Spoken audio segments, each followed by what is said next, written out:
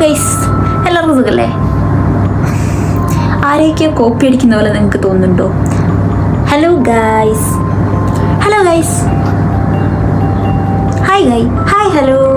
എവിടുന്ന് വരുന്നടാ? എങ്ങനെ ഇപ്പോൾ ഒരു ഇൻട്രോ ഞാൻ നിങ്ങളോട് പറഞ്ഞിപ്പിക്കും. ഇൻട്രോ വേണ്ട, ഓക്കെ. അപ്പോൾ ഞാൻ ഇന്ന് വന്നിരിക്കുന്നത് ഒരു ഇൻട്രൊഡക്ഷൻ വീഡിയോ ആയിട്ടാണ്. അവന്റെ ശല്യം അങ്ങ് തീരുമെന്ന് വിചാരിച്ചാ, അതിനു പകരം അവനങ്ങ് ഷൈൻ ചെയ്തു. ഇൻട്രോ വേണ്ടെന്ന് പറഞ്ഞത് മറ്റേ എങ്ങനെ അത് തുടങ്ങുന്ന എനിക്ക് അറിയുന്നില്ല. അപ്പോൾ ഞാൻ ഓക്കെ, ഇൻട്രോ ഇല്ലാണ്ട് ഞാനങ്ങ് തുടങ്ങുകയാണ്. ഞാൻ എങ്ങനെ ഒരു ഇൻട്രോ തപ്പിയെടുത്താലും ആരൊക്കെയോ കോപ്പി അടിക്കുന്ന പോലെ എനിക്ക് തന്നെ തോന്നുക. അപ്പോൾ ഞാൻ വിചാരിച്ചു ഓക്കെ, ഇൻട്രോ ഇല്ലാണ്ട് ഞാനങ്ങ് തുടങ്ങാൻ പോവാണ്. ഞാൻ എന്നെ പറ്റി പറയാനാണ് വന്നിരിക്കുന്നത്. ഞാൻ ആരാണ്, എന്താണ്, ആർക്കും അറിയാത്ത എൻ്റെ ഡേ ഇൻ മൈ ലൈഫോ എൻ്റെ വീഡിയോസോ ഒന്നും ആരും ഇരുന്ന് കാണാൻ പോകുന്നില്ല എന്നുള്ളത് എനിക്കറിയാം. മീൻസ് പ്രത്യേകിച്ച് ഡേ ഇൻ മൈ ലൈഫ് പോലത്തെ കണ്ടൻറ്റുകൾ കുറച്ചുകൂടി എലവേറ്റ്, മീൻസ് കുറച്ചുകൂടി ഡിഫറെൻ്റ് ആയിട്ട് കുറച്ചുകൂടി എൻ്റർടൈൻമെൻറ്റിൽ എന്തെങ്കിലുമൊക്കെ ചെയ്യണമെന്ന് എനിക്ക് ആഗ്രഹമുണ്ട്. പിന്നെ ഞാനിവിടെ ഒറ്റക്കല്ലേ ഉള്ളൂ. എൻ്റർടൈൻമെൻറ്റ് വേണമെങ്കിൽ ഞാനെന്ത് ചെയ്യും എന്നുള്ളതും ഒരു ഇതാണ്. കണ്ടൻറ്റ് ക്ഷാമേ വളരെ നന്നായി ഞാൻ ഫേസ് ചെയ്യുന്നൊരു സംഭവമാണ് കണ്ടൻറ്റ് ക്ഷാമം. യൂട്യൂബ് ചാനൽ തുടങ്ങിയതിന് ശേഷം എവിടെയെങ്കിലുമൊക്കെ പോകുമ്പോൾ വീഡിയോ എടുക്കുമ്പോൾ അത് അപ്ലോഡ് ചെയ്യും, അത്രയേ ഉള്ളൂ ഇപ്പോൾ. അപ്പോൾ ഞാൻ ഷഫ്ന, എൻ്റെ പേര് ഷഫ്ന ഷറഫ്. വയനാട്ടിലെ സാബിറ ഷറഫുദ്ദീൻ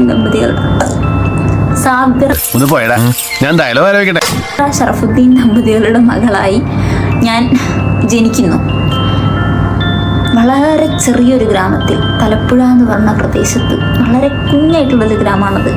കുറേ നല്ല മനുഷ്യന്മാരായിട്ടുള്ളൊരു കുഞ്ഞ്, കാണാൻ നല്ല ഭംഗിയുള്ളൊരു ഗ്രാമം.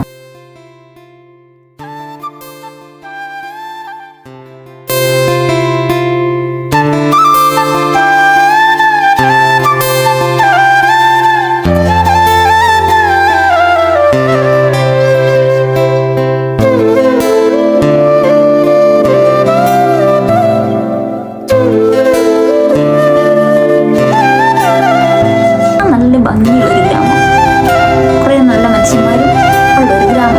അവിടെ ഞാൻ ജനിക്കുന്നു, വളരുന്നു, പഠിക്കുന്നു, പിന്നെ നേരെ കോളേജിലേക്ക് എൻ്റർ ചെയ്യുന്നു. സ്കൂളിൽ പഠിക്കുമ്പോൾ ഡാൻസിനും പാട്ടിനും ഒക്കെ ഞാൻ മിടുക്കിയായിരുന്നു. സമൂഹ ഗാനം വരെ ഞാൻ ഒറ്റയ്ക്ക് പാടിയിട്ടുണ്ട്. അന്ന് എന്നെ സിനിമയിൽ അഭിനയിക്കാൻ വിളിച്ചതാ. അന്ന് ഇതുപോലെ തടിയൊന്നും ഇല്ലായിരുന്നു. സീലിംഗ് ബ്യൂട്ടി എന്നാ അന്ന് എന്നെ എല്ലാവരും വിളിച്ചിരുന്നത്. കോളേജിൽ BA ഹിസ്റ്ററി പാസ്സാവുന്നു, അതും വയനാട് തന്നെ. അന്ന് വരെ ഞാൻ വയനാട് കോഴിക്കോട് എന്നീ 2 ജില്ലകളിലല്ലാതെ വേറെ എവിടെയും പോയിട്ടില്ല എന്നുള്ളതാണ് സത്യം. അന്ന് ഞാൻ ആലോചിക്കായിരുന്നു, എനിക്കെന്താ വേറെ എവിടെയും പോകാൻ പറ്റാത്തത്? ഈ വയനാടും കോഴിക്കോടും ഇങ്ങനെ അങ്ങോട്ടും ഇങ്ങോട്ടും മാറി കളിക്കുക എന്നല്ലാതെ. പ്രത്യേകിച്ച് കോഴിക്കോട് ഞാൻ പോകുന്നതിൻ്റെ റീസൺ എന്ന് പറയുന്നത് എൻ്റെ ഉമ്മാൻ്റെ വീട്. നാട്ടിൽ പോകാറില്ലേ, വെക്കേഷൻ നമ്മൾ നാട്ടിൽ പോവും, അടിച്ചു പൊളിക്കും കസിൻസൊക്കെ ആയിട്ട്. ആ ഒരു ഫീൽ കിട്ടുന്നത് അവിടെയാണ്. ഞാൻ വിഷയത്തിൽ നിന്ന് തെന്നിമാറി പോയി. ഇതാണ് ഞാൻ സംസാരിച്ചു തുടങ്ങിയാനുള്ള പ്രശ്നം. ഞാനിങ്ങനെ സംസാരിക്കും, എന്നിട്ട് വേറെ എവിടെയെങ്കിലുമൊക്കെ പോകും. എന്നിട്ട് പിന്നെ എന്താ ഞാൻ പറഞ്ഞു വന്നത്, ഈ 2 സ്ഥലങ്ങളെ ഞാൻ കൂടുതലും കണ്ടിട്ടുള്ളൂ, കേട്ടിട്ടുള്ളൂ. കേരളത്തിൽ 14 ജില്ലകളുണ്ട്, പക്ഷെ ഞാൻ ആകെ 2 ജില്ലകളിലേക്കും ഞാൻ പോയിട്ടുണ്ടാവുക. അങ്ങനെ എൻ്റെ 20ാമത്തെ ഭയങ്കരം തന്നെ വരെ, ഇപ്പം എനിക്ക് 22 വയസ്സ്. അങ്ങനെ ഈ 20ാമത്തെ വയസ്സ് കഴിഞ്ഞ് ഞാൻ അങ്ങോട്ട് കോളേജ് ലൈഫും കഴിഞ്ഞ് ഞാൻ അങ്ങോട്ട് പുറത്തേക്ക് ചാടി. എറണാകുളത്ത് ആർക്കും ആവശ്യമില്ലാതെ, ഒരു ആവശ്യവും ഉപകാരവും ഇല്ലാതെ ഞാനൊരു കോഴ്സ് പഠിക്കാൻ പോയി. അതൊരു വല്ലാത്ത കഥയാണ് ഗൈസ്. അതൊക്കെ ഞാൻ വേറെ വീഡിയോയിൽ പറയാം. എനിക്ക് കണ്ടന്റ് ക്ഷാമം ഉണ്ടല്ലോ, ഇപ്പോൾ കുറച്ച് വീഡിയോസ് ആക്കി എല്ലാം ഇങ്ങോട്ടിടാം. കഥയാണ് അതൊക്കെ ഒരു കഥ. അങ്ങനെ അതും കഴിഞ്ഞ് അങ്ങനെ ഞാൻ ആദ്യമായി വയനാടും കോഴിക്കോടും അല്ലാതെ വേറൊരു ജില്ലയിലെത്തി, എറണാകുളം. അങ്ങനെ അവിടുത്തെ സാഹചര്യങ്ങളുമായിട്ട് പൊരുത്തപ്പെട്ട് ഞാൻ അവിടെ ഒരു 11 മാസം ജീവിച്ച്. അങ്ങനെ ഞാൻ നേരെ കല്യാണം കഴിക്കുന്നു. ഡിസംബർ 7, 2025 ഞാൻ വിവാഹിതയായി. ജീവിതത്തിന്റെ ഈ വൈകിയ വേളയിൽ വിവാഹിതരാവുകയാണ്. ഇനി ഈ നാട്ടിലെ സ്ത്രീജനങ്ങൾക്ക് സ്വസ്ഥമായി നടക്കാം എന്ന് പറയേണ്ടത്. അപ്പോൾ അങ്ങനെ ഡിസംബർ 7, 2025 എൻ്റെ വിവാഹം കഴിയുന്നു. ഞാൻ വിവാഹിതയാകുന്നു.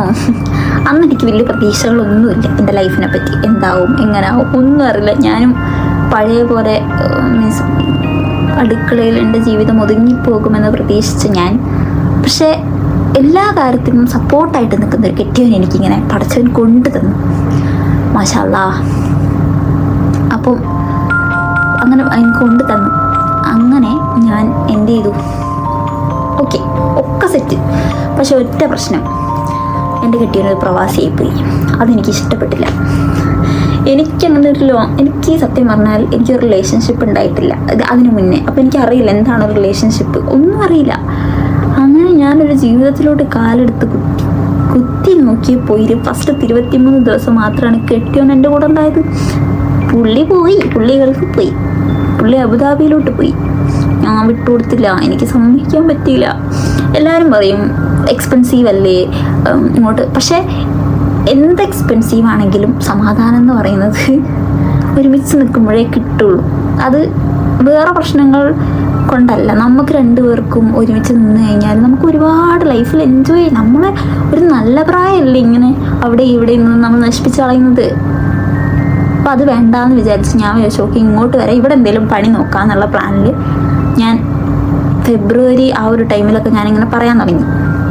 പറഞ്ഞു ഓക്കെ മാർച്ച് 9 ആകുമ്പോഴത്തേനും ഇങ്ങോട്ട് വരാൻ ഞങ്ങൾ പ്ലാൻ ചെയ്യുന്നു. അപ്പോഴാണ് ഞങ്ങളുടെ ജീവിതത്തിലെ വില്ലന്മാർ കടന്നു വരുന്നത്.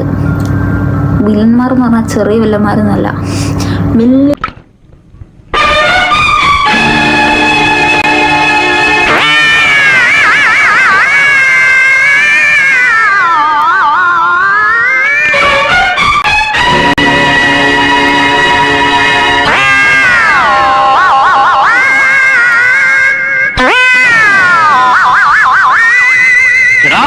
നിന്നെ ഞാൻ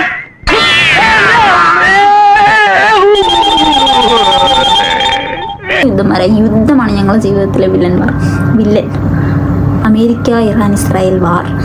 അത് ഫെബ്രുവരി 28 യുദ്ധം തുടങ്ങുക. മാർച്ച് 9 ഞാൻ പോകാൻ നിൽക്കുക, ഞാൻ ഇങ്ങോട്ട് വരാൻ നിൽക്കുക അബുദാബിയിലോട്ട്. ഒന്ന് ആലോചിച്ച് നോക്കണം, എനിക്കങ്ങോട്ട് സങ്കടമാണോ എന്താ വന്നതെന്ന് എനിക്കൊന്നും അറിയില്ലായിരുന്നു. പിന്നെ അങ്ങനെ ഞാൻ വെയിറ്റ് ചെയ്തു, യുദ്ധം തീരുമായിരിക്കും. ഓരോ ദിവസവും ഞാനിങ്ങനെ അപ്ഡേറ്റ്സ് എടുത്ത് നോക്കും, യുദ്ധം തീരുമായിരിക്കും. എവിടെ നിന്ന് തീരാൻ, ഇത് തീരുന്നില്ല, തീരാ യുദ്ധവും. ഞാനങ്ങനെ ഒന്നൊതുങ്ങിയപ്പോൾ അങ്ങനെ ഞാൻ ഇങ്ങോട്ട് കയറി പോന്നു, ധൈര്യം സംഭരിച്ച് ഞാൻ ഇങ്ങോട്ട് കയറി പോന്നു. അപ്പോൾ ഇവിടത്തെ യുദ്ധം നിർത്തി പറഞ്ഞപ്പോഴാണ് ഞാൻ ഇങ്ങോട്ട് കയറി പോകുന്നത്. ഇവിടത്തേക്ക് പിന്നെയും തുടങ്ങി. അത് എന്തിനു വിനയായി, എനിക്ക് ജോലി കിട്ടാൻ വിനയായി. ഇപ്പം ഞാനിവിടെ വന്നിട്ട് 1 മാസമായി, ഇതുവരെ എനിക്ക് ജോലി കിട്ടിയിട്ടില്ല. ഇതിനെല്ലാം ഞാൻ എന്ത് തെറ്റാ വാറ്റിനെ ചെയ്തത്? ഇതിൽ കൂടുതലാണോ ഞാൻ അർഹിക്കുന്നത്? ഈ ജന്മം ഉപേക്ഷിക്കാൻ ഒരിത്തിരി വിഷം. ഇനി ഞാൻ ഇന്ത്യയിലൊന്നും അപ്ലൈ ചെയ്യാൻ ജോലി ബാക്കിയില്ല. അത്രയും ജോലി ഞാൻ അപ്ലൈ ചെയ്ത് കഴിഞ്ഞ്, പക്ഷേ എനിക്ക് ജോബ് കിട്ടിയിട്ടില്ല. പിന്നെ ഒരുപാട് പ്രശ്നങ്ങളുണ്ട്. ഞാൻ എക്സ്പീരിയൻസ്ഡ് അല്ല, ഫ്രഷറാണ്, അതൊന്ന്. പിന്നെ ലാംഗ്വേജ് ഇഷ്യൂ, ഇംഗ്ലീഷിൽ ഞാൻ തട്ടിയും മുട്ടിയും പറഞ്ഞെല്ലാം ഒപ്പിക്കുമെങ്കിലും അറബിക് ഓർ ഹിന്ദി ഏതെങ്കിലുമൊക്കെ കമ്മ്യൂണിക്കേഷൻ ഒരു പ്രശ്നമാണല്ലോ നമുക്ക്, അതും ഒക്കെ വിഷയമാണ്. അങ്ങനെ ജോലി കിട്ടിയില്ല, ഇതുവരെ കിട്ടിയിട്ടില്ല. കിട്ടിയേ പറ്റൂ, അങ്ങനെ ഉണ്ട്. കിട്ടുമോ കിട്ടൂല എന്നുള്ളതൊന്നും എനിക്കറിയില്ല. കിട്ടിയില്ലെങ്കിൽ ഞാൻ നാട്ടിൽ പോയി അവിടെ പണിയെടുക്കും, ഇല്ലെങ്കിൽ ഞാനിവിടെ തന്നെ, കിട്ടിയാൽ ഞാനിവിടെ കണ്ടിന്യൂ ചെയ്യും. അതാണ് ഇപ്പം എൻ്റെ പ്ലാൻ. അതൊക്കെ നമുക്ക് ശരിയാക്കാന്ന്. അപ്പം ഇത്രയേ ഉള്ളൂ എന്നെ പറ്റി എനിക്ക് നിങ്ങളോട് പറയാൻ. പിന്നെ ഞാൻ എന്തുകൊണ്ട് യൂട്യൂബ് ചാനൽ തുടങ്ങി, ഞാൻ പണ്ട് തൊട്ടേ ഇങ്ങനെ വളവളാന്ന് സംസാരിക്കുന്നത് ക്യാരക്ടറാണ്. ഞാൻ മെല്ലെ പറയുന്നത് ഇവിടെ ഫുൾ പാർട്ടീഷനാണ്, ഫുൾ ആൾക്കാരുണ്ട്, അതുകൊണ്ടാണ് ഞാൻ മെല്ലെ പറയുന്നത്. അപ്പോൾ വളവളാന്ന് സംസാരിക്കുക കാരണം ബോറടിപ്പിക്കുന്നൊരു പേഴ്സൺ. ഞാൻ സംസാരിച്ച് ഞാൻ ബോറടിപ്പിക്കും. ഞാൻ ഇങ്ങനെ അത്രയും കഴിവുള്ളൊരു വ്യക്തിയാണ് ഞാൻ. മോനെ ഇനി ഞാൻ കൊന്നു കളയും. നീ എന്ത് പറഞ്ഞാലും എന്തിനാണ് അമേരിക്ക പോകുന്നത്? അത് പോട്ടടാ ലാബു. അല്ല പിന്നെ ഒരു കഴിവേറിയാണ് ഞാൻ. പിന്നെ ഞാൻ സംസാരിച്ച് ബോറടിപ്പിക്കും. എനിക്ക് സംസാരിക്കാൻ കഴിവുണ്ട്. അപ്പോൾ എനിക്ക് യൂട്യൂബ് ചാനൽ തുടങ്ങിയാൽ എന്തെങ്കിലുമൊക്കെ പറയാനുണ്ടാവും. എനിക്ക് ഒരു ടൈം പോലും വിടാതെ എനിക്ക് നിങ്ങളോട് സംസാരിക്കാനുള്ള പവർ എനിക്കുണ്ട്, ലോ ബാറ്ററി. അപ്പം ആ ഒരു പവർ എൻ്റെ കയ്യിലുള്ളതുകൊണ്ട് തന്നെ ഞാനങ്ങോട്ട് തുടങ്ങി. പിന്നെ ഇതുവരെ എന്തുകൊണ്ട് തുടങ്ങിയില്ല, സിറ്റുവേഷൻസ്. ഞാൻ പറഞ്ഞല്ലോ ഞാനൊരു ഗ്രാമത്തിലായിരുന്നു ജനിച്ചത്, എനിക്ക് സ്വന്തമായിട്ട് ഫോൺ കിട്ടുന്നു. ഇതൊന്നും റീസൺ അല്ല, ഇതൊക്കെ വെറുതെ പറയുന്ന എന്താ പറയുക, തുടങ്ങാതിരിക്കാൻ വേണ്ടിയിട്ട്. നമ്മൾ തുടങ്ങാമെന്ന് വിചാരിച്ചാൽ നമുക്ക് തുടങ്ങാം. പക്ഷെ അന്നൊന്നും എനിക്ക് ഇത്ര ഇതായിരുന്നില്ല, മീൻസ് ഭയങ്കര മടിച്ചായിരുന്നു ഞാൻ. എനിക്ക് തുടങ്ങണമെന്ന് ആഗ്രഹം ഉണ്ടായിരുന്നു, ഞാൻ തുടങ്ങൂലായിരുന്നു. സത്യം പറയുന്നത് എന്താ, ഞാൻ അങ്ങനെ തുടങ്ങൂലായിരുന്നു. പിന്നെ എനിക്ക് ഒരു കാര്യം ചെയ്താൽ റെഡിയാവുമോ, ഈ ആൾക്കാരെന്തെങ്കിലും പറയുമോ, ഇതൊക്കെ വിചാരിച്ചിട്ട് തന്നെയാണ് ഞാൻ തുടങ്ങാതിരുന്നത്. എന്തെങ്കിലും ആൾക്കാർ പറയുമോ. ഇപ്പോൾ ഈ വീഡിയോ ഇടുമ്പോഴും ഇത് എന്നെ അറിയുന്ന ആരെങ്കിലും കണ്ടിട്ടുണ്ടെങ്കിൽ ചിലപ്പം പറയുമായിരിക്കും. അപ്പം ഞാൻ ബോധർ ചെയ്യുന്നില്ല, ഞാൻ എന്തായാലും ഈ വീഡിയോ പോസ്റ്റ് ചെയ്യും. അപ്പം അതുകൊണ്ടാണ് ഞാൻ ഇതുവരെ തുടങ്ങാതിരുന്നത്. പേടി, സത്യം അറിയാലോ, പേടിച്ചിട്ട് തന്നെയാണ് ഞാൻ തുടങ്ങാതിരുന്നത്. നാട്ടുകാരെന്തെങ്കിലും പറയുമോ, നാട്ടുകാരെന്ത് വിചാരിക്കും. ഞാൻ സത്യം പറയാലോ, ഒരു 20-21 വയസ്സ് വരെ ഞാൻ നാട്ടുകാർക്ക് വേണ്ടി ജീവിച്ചൊരു കുട്ടിയാണ്. പക്ഷെ എനിക്ക് കുറച്ചു നാളായില്ലേ ഒന്ന് ദേഹം അനങ്ങിയിട്ട്. നീ പോയിട്ട് വണ്ടി വിട്. ഇടയ്ക്കിടയ്ക്കൊന്ന് അറിഞ്ഞ് ചുവട് വെച്ചില്ലെങ്കിൽ ഈ ഫീൽഡിൽ പിടിച്ചു നിൽക്കാൻ പറ്റില്ല. ഇനി തൊട്ട് എനിക്ക് വേണ്ടി ജീവിക്കണം എന്നൊരു തോട്ട്.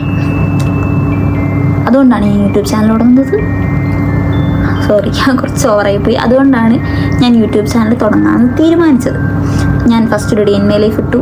ആർക്കും വേണ്ടാത്ത, അല്ലെങ്കിൽ ആരും അറിയാത്ത എൻ്റെ ഡേ ഇൻ മൈ ലൈഫൊന്നും ആരും വന്ന് കാണില്ല. അല്ലെങ്കിൽ ഞാൻ വല്ല സീരിയൽ ആർട്ടിസ്റ്റോ മോഡലോ കുറച്ച് ഫേമസ് ആയിട്ടുള്ളൊരു പേഴ്സൺ ആയിരിക്കണം. പക്ഷെ അല്ല, അപ്പോൾ ആരും വന്ന് കാണില്ല എന്നുള്ളത് എനിക്ക് അറിഞ്ഞൂടെ. അപ്പോൾ ഞാൻ വിചാരിച്ചു ഓക്കെ, എന്തായാലും എന്തെങ്കിലും വീഡിയോ ഇടണ്ടേ എന്ന് വിചാരിച്ച് ഞാൻ വെറുതെ ഇട്ടൊരു തട്ടിക്കൂട്ട് വീഡിയോ ആണത്. പിന്നെ ഞാൻ ഇവിടെ ഷെയ്ഖ് സയ്യിദ് മോസ്ക് പോകുന്ന വീഡിയോ ഇടുന്നു. അതൊക്കെ പിന്നെ ആൾക്കാർക്ക് ചിലപ്പോൾ ഇൻട്രസ്റ്റ് ഉണ്ടാവും എന്ന് വിചാരിച്ചിട്ട് കേട്ടോ. അതൊക്കെ എന്ന് പറയുന്നത് നമ്മുടെ ലൈഫിൽ നടക്കുന്ന കാര്യങ്ങൾ നമ്മളിങ്ങനെ വീഡിയോ എടുത്ത് ഡോക്യുമെൻ്റ് ചെയ്ത് വെക്കുന്നു. അതൊരു നല്ല കാര്യമല്ലേ, നമ്മൾ പിന്നെ എടുത്ത് നോക്കുമ്പോൾ നമുക്ക് നല്ല രസമായിരിക്കില്ലേ കാണാൻ. അത് വിചാരിച്ചിട്ടും കൂടിയാണ് ഞാൻ അങ്ങനത്തെ വീഡിയോസൊക്കെ ഇടുന്നത്. പിന്നെ ഇപ്പം ഞാൻ സീരിയസ്ലി ഞാൻ ചിന്തിച്ചു തുടങ്ങി, കോണ്ടന്റ് ക്രിയേഷൻ തുടങ്ങാം, അല്ലെങ്കിൽ യൂട്യൂബ് ചാനൽ തുടങ്ങാം എന്നുള്ളത്. അപ്പം ഞാൻ ഇവിടെ തുടങ്ങുകയാണ്. ഈ 20 സബ്സ്ക്രൈബേഴ്സ് ഇപ്പം എനിക്കുണ്ട്. അപ്പം ഇതിനി എക്സ്ട്രാ ആൾക്കാർ കാണുകയാണെങ്കിൽ ഡു സബ്സ്ക്രൈബ്. ഇനി എൻ്റെ വീഡിയോസ് കാണുക, സപ്പോർട്ട് ചെയ്യുക. ഇത്രയൊക്കെ തന്നെ എനിക്ക് പറയാനുള്ളൂ. അപ്പം ടാറ്റ bye bye from Shafna Sharaf signing of.